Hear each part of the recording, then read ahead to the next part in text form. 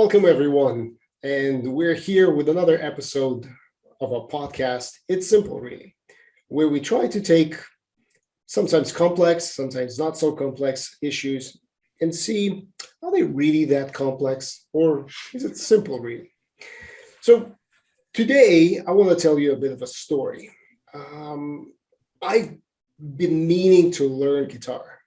This is something I was passionate about, still passionate about. I even had a guitar standing behind me. You can't see it on camera, but I tried 4 times, maybe 5 times, paid for courses, did them. I never got good. In fact, I never got past maybe 4 or 5 chords, the simplest ones. So I never learned to play guitar. I actually can only play maybe one tune, and I'm so proud of myself. But the point of that story is I'm not short on time. I'm not short on passion. I really can see myself being this massively successful rock star. And yet, here we are. I'm talking to you. And I can't take a guitar in my hand and I can't play it, even if my life depended on it. So today, I was going to ask Greg his opinion on what is it that actually stops people from doing what they say they want to do or what they feel they want to do. And if we bring it into a business context and take it out of a personal context, that gets even worse. There was a point in time when I had an idea that I will be building expensive computers, but then I didn't have a website. And I didn't really have a niche. And I thought, well, since I don't have those things, I probably will not succeed. There was a point in time when, unfortunately, I used to smoke, and I needed to quit smoking, and everything was in my hand. And I wasn't a pack a day smoker, but nevertheless, I didn't quit. Later, I quit. But anyway, the point of the story is, and the point of my question to you, Greg, is we seem to know what we need to do. And why is it that we still don't do what we want, what we desire? Well, what I've come to learn recently is it all comes down to our current level of understanding. And really the premise is that we're always doing what makes sense to us at our current level of understanding. And when I say understanding, I don't necessarily mean our intellectual understanding of our world. It's deeper than that. It's like our embodied understanding of life, of what's important to us beyond just our intellect. Because a lot of the things you described, whether it's quitting smoking or wanting to do certain things, intellectually, we're on board. It's like, yeah, I've seen the studies, I've seen the Yep. disgusting pictures on the pack of cigarettes. I know this is bad for me, but at some level, it makes sense for you to smoke until you said, and then I quit. And at some point, something changed in your level of understanding that it went from smoking made sense to all of a sudden smoking no longer made sense and you stopped. It's kind of like, your smoking example is a good one that relates to my life. Not so much my life of smoking, but I remember my grandfather telling a story. He was a pack or 2-pack a day smoker until my brother was born. And it was like the day he became a grandfather, he quit smoking. Just like cold, like just it again, it used to make sense to him. And then all of a sudden he's holding his newborn baby in his hands. And even though he wasn't living with him full time or anything, he just decided smoking no longer made sense to him and he stopped. Well, if you don't mind, I'll interject here, because exactly the same story happened to my mom when my son was born.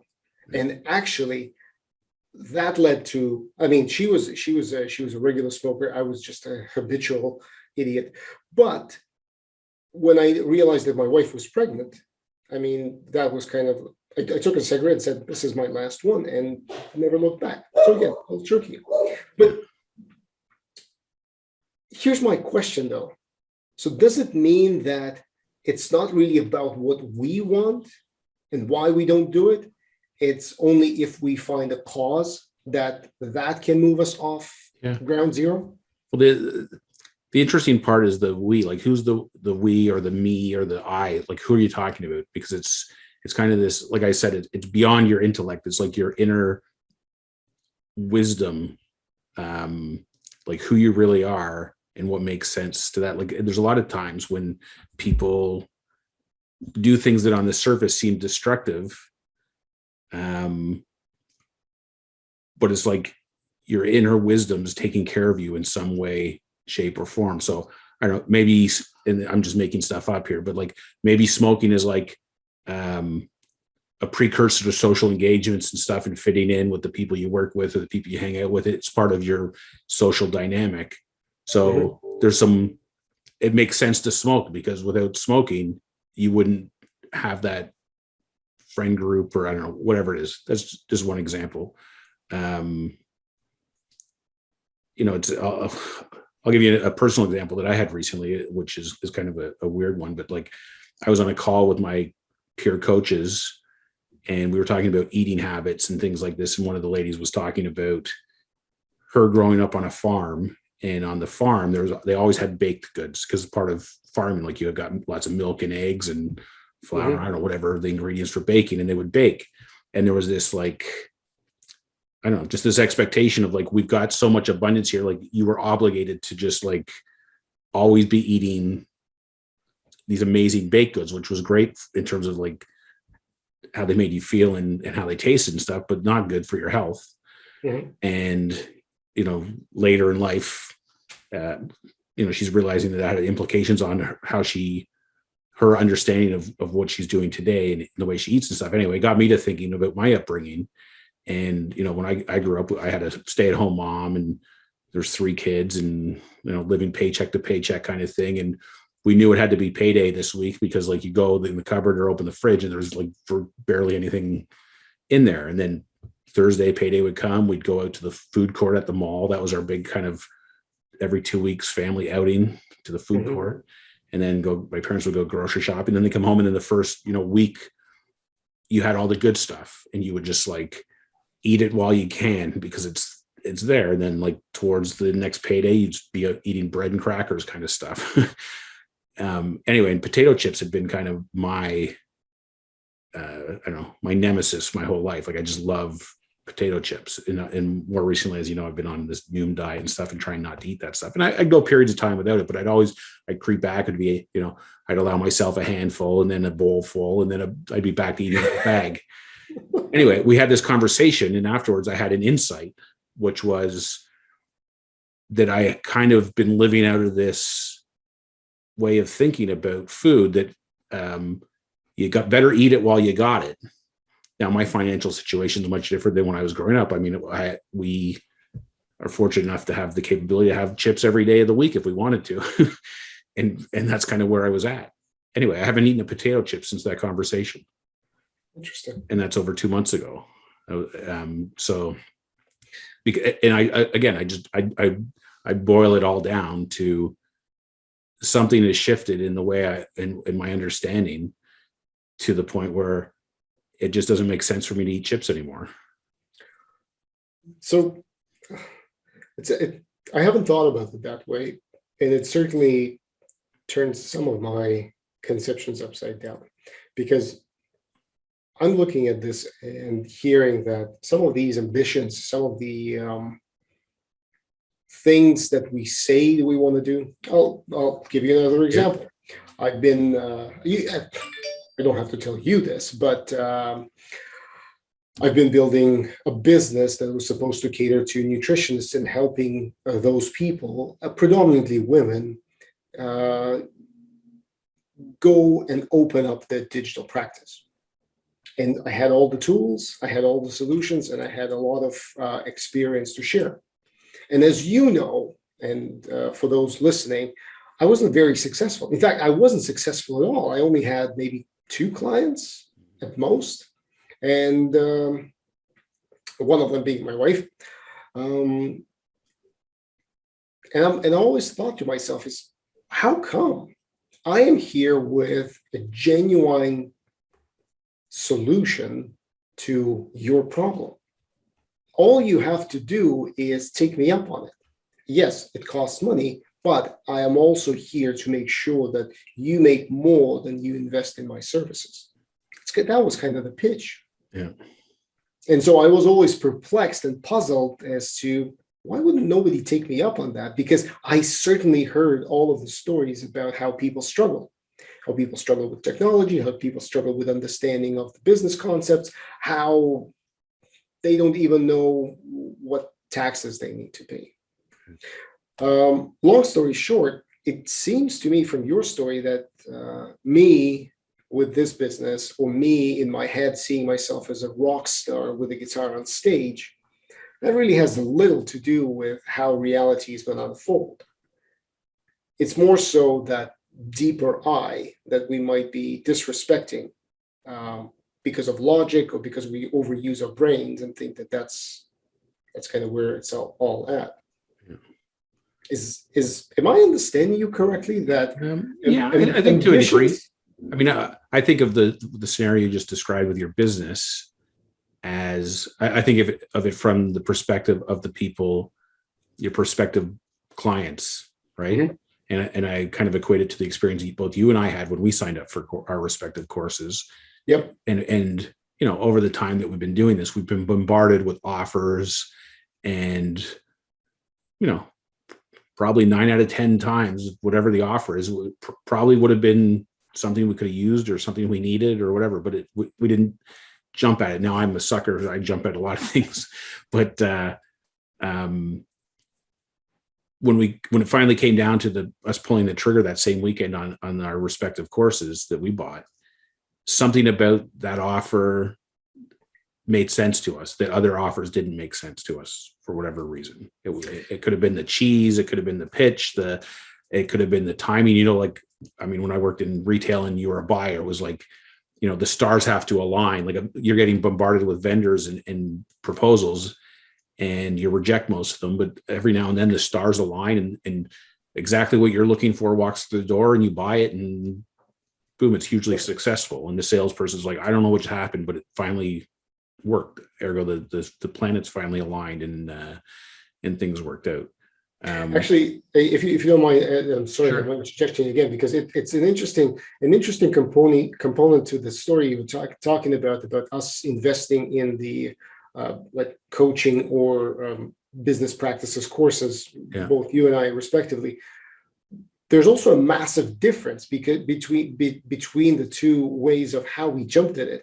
Although we did it on the same weekend, yeah, you knew about the person you signed up with for what, over 10 years? Over 10 years, yeah. Yeah, over 10 years you've been following Jamie. Yeah. And at the same time, my decision to buy a course came on the heels of one LinkedIn message and a subsequent call. Yeah. So it was for me, it's completely not like me to take that massive of an investment step without thinking it through, but yeah, it's still. Yeah. But I think if I analyze your decision, yeah, it was kind of like, again, this is almost like the planets aligning. Like, you'd gotten to a point in trying to do things the way you were doing them and not getting the success you wanted. And along came this LinkedIn message and then this call that showed you a path to how can, this is how you can go from where you are to where you want to be. And this person can help you. And you were like, yeah, I'm in. Like, it was, like you were in the right place at the right time for that message to arrive. And it resonated with you and made the easiest way to say it is it made sense to you. So again, I'm going to restate that. What is it? So is it that thing that we call gut feel? Yeah. Well, I mean, the way I think of gut feel nowadays is your inner wisdom. It's, you're out of your head and you're into your wisdom. And your wisdom, it knows more. It's you basically have the wisdom of, the wisdom of the universe on your side. Like it knows more than you could ever know intellectually. And it guides you. Well, let me just tell you that, for one thing, definitely not something that's being taught in business school. Yeah. Two, I did not hear the same notion from my parents when I was growing up. It was more kind of like, think about this, like use your head.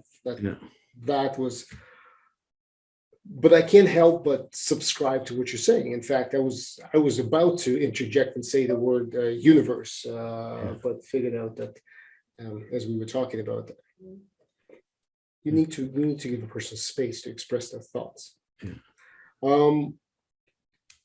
But let's get back. I just want to circle back. So with all of the things that we talked about, understanding that there's an unseen part to our lives that dictates how we make decisions, and certain, let's call them, stars align. Yeah. And then you get that feeling, and you just put away the fear, and you actually act on the feeling. Yeah. So all of that, we talked about all of that. But then if I go back to what we're talking about today, what is it that actually stops people from doing what they say they want to do? Yeah. So is it the lack of attunement to that inner voice? Is it, what is it? I mean, I'll answer it kind of I'll back into it this way, which is kind of the thing that unlocks them and gets them to eventually do it is an insight. Mm-hmm. And basically what an insight does is it's like an upgrade on your phone, right? Like your current level of understanding is X, Mm-hmm. and all of a sudden you have an insight, and now it's X plus 1 or whatever it is. Like it's changed. You don't really know what's changed or whatever. And in coaching circles, they use the word shift. Like I've had a shift. Like I've seen something. I heard somebody talking about something, and something shifted. Like I can't explain it. And in fact, most of the times, if you try to explain it or understand it intellectually, you ruin it. It just kind of dissipates and goes away. It's more because it's an inner embodied understanding kind of thing, right? But something shifts, and all of a sudden things look differently. It's like in business circles, they call it a paradigm shift, right? It's a new way of thinking. You know, one of my favorite quotes is Einstein's, "The significant problems we face cannot be solved at the same level of thinking we were at when we created them." You need a new way of thinking. You need to look at things completely differently. I hear you, and I don't want to be catching you on your word, but Yeah. I think thinking is the wrong word in this particular example. Yeah, I would substitute now, instead of same level of thinking, with the word understanding. Yeah, the same level of understanding. And it's funny because I mean we talk about Einstein, and I'm certainly not a historian, but I watch television, so I base all my history off TV shows. But there's a like a docu-series on Einstein's life, and he had some experience, and I can't remember exactly what it was to do with gravity, but he was in an elevator, and it was like the weightlessness of being in an elevator, and it made him think something and have some epiphany about gravity or something. Anyway, and I know you and I have talked about this before too. It's like, and you were talking about thinking and all this kind of stuff, but you have your best ideas generally when you're not thinking. I've been intentionally deploying this in my own life lately as I've been building an app or whatever, and I get to a roadblock, I'll take the dog out for a walk, or I'll go work out, or I'll go have a shower, or whatever. I try to get my intellectual mind off of the problem, and in your subconscious or your wisdom, whatever you want to call it, it's grinding away in the background, and you're not even consciously thinking about it. And then all of a sudden you turn the corner, coming back to your house with your dog, and it's like, I know exactly what I need to do. And you have the answer. So it's, my prescription for most situations now, like if you want to make it, I had a client I was coaching, I guess, on making a decision about his career. And I basically told him, okay, we'll do all your analysis, your pros and con list, all whatever you normally would do. But then whatever it is for you, that's your calm place, walking the dog, working out, having a nap, having a shower, whatever, hot tub, I don't know, whatever it is, whatever that is for you, go do that and see what decision comes to you. Don't sit at a desk grinding over a pros and cons list to make your decision. It's funny how when we talk about this stuff, it's feels ethereal. It feels like spiritual. It feels not something that you can place a finger on or put a formula around or have a flow chart that guides you to this path. And I think if I understand you correctly, that is exactly the point. You can put any flow chart and any list of pros and cons together to tell why Vadim should learn the guitar. Yeah. And maybe the flow chart basically puts me on stage with Eddie Vedder. Sorry, I'm probably dating myself, but for those who know, the late Eddie Vedder. Oh no, sorry. Late. I was thinking of Eddie Van Halen. My apologies. Jesus Christ, come on, dude, you're scaring me. And I apologize for that little interjection.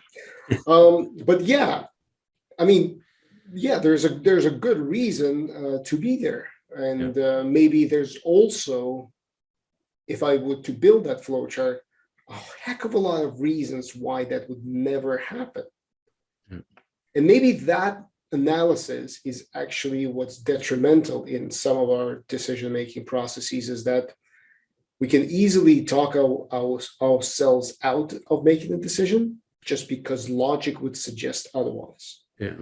And despite that, the universe, as you said, my wife actually, it's interesting that when you were talking, I couldn't help thinking, but what she said the other day is, she says, you know what, I'm beginning to think that our brain is just, let's say, call it a Wi-Fi receiver. Yeah. Nothing more. It's not a computer. It doesn't do processing. It just receives. So if you let it. And then we go back to that concept of universe, whether you trust us or believe in this or not, it's kind of like sending a message out and then receiving the response. But you only can do that when your brain, your computer, is not overloaded with processing that you're trying to do logically. Yeah, exactly. The metaphor that Jamie uses, because his program is called Clarity, or his model, the Clarity model, but he uses a snow globe, and a busy mind is like a shaken up snow globe. It's all snowy, and when you allow it to settle and you get clarity, that's when you're at your best. So, but I think when you're talking about spirituality, it's like, that's a bingo. That's exactly, I think modern society has kind of tried to steer us away from spirituality and into intellect, and kind of as the world is modernized, spirituality has kind of been put up to the side, and modern technologies and things is to the forefront. But I don't think we can deny that as a species, there's some level of spirituality to our existence that's there, whether we want to accept it or not. I think that's the perfect phrase to kind of close this episode. So for everyone who's listening, and if you've seen or heard our previous episodes and thought that we were all about business and SMART goals, no. Our reach goes way beyond that. So we tackle the spiritual as well. And actually, I would side with Greg 100%, without any shadow of a doubt, that we do, as a society, as a modern society, have placed too much emphasis and trust into things that we believe that we can control, fully forgetting that there's probably even more things that we cannot control or understand, and yet they guide our lives and decisions. So thank you very much. I needed to get the last word in. As always, Greg is smiling at me. So thank you very much. This has been It's Simple, Really. And you will see or hear us next week. All right, we'll see you then.